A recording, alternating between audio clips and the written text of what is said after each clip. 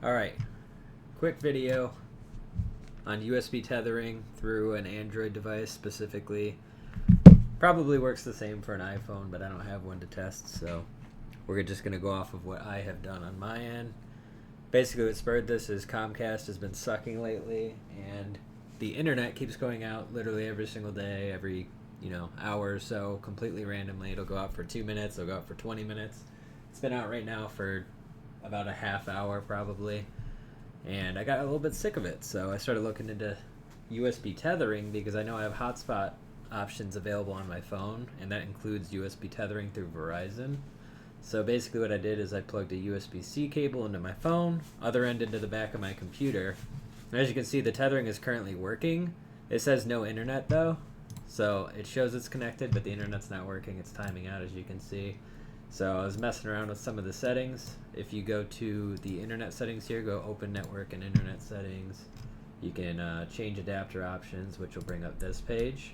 And the network that I am connected to right now is this USB HCIM host device. That is actually my phone.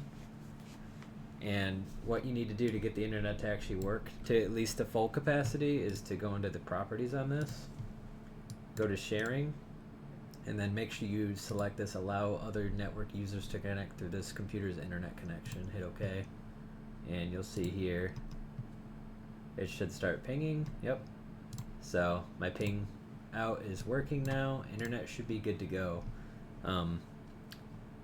This is basically all you need to do, at least for the sake of connecting the phone to the computer. If you have other devices and stuff, it'll be a little more complex, but if you want to just connect one device to it, that is the simplest way to get it to work.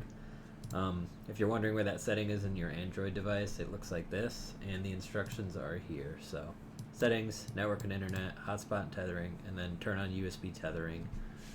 This option will show out as grayed if you don't have your computer and your phone connected together.